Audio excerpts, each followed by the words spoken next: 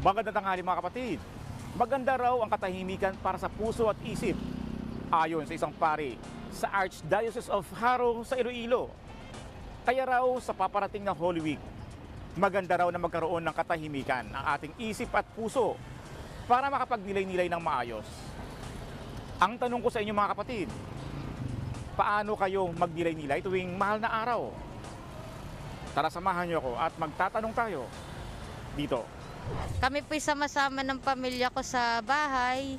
Konting puro magdadasal po kami. Pupunta po kami ng simbahan para magdasal at magprosesyon.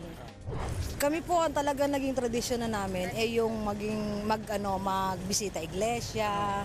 Pagkatapos po noon, nagiging routine na rin namin sa bahay yung bawal kumain ng karne. Pagkatapos, andun lang sa bahay lang nagngingila. Tapos sa hapon, lalabas na kami noon para magprosesyon na. Nagsisimba po kami pagka ng Holy Week. Bali bibisita iglesia po kami. Tapos kasi po meron kaming tindahan. So malapit kami sa simbahan. Bali yun po kami sa misa po. Hindi ako mahilig lumabas. Alaga lang ako ng mga apo ko.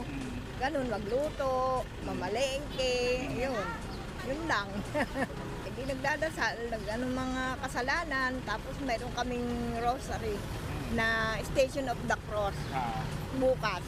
Saka may mass kami dun sa aming lugar. Ako ang inyong hari ng bayan, ang tunay at nag-iisang pantanggal umay sa pananghalian.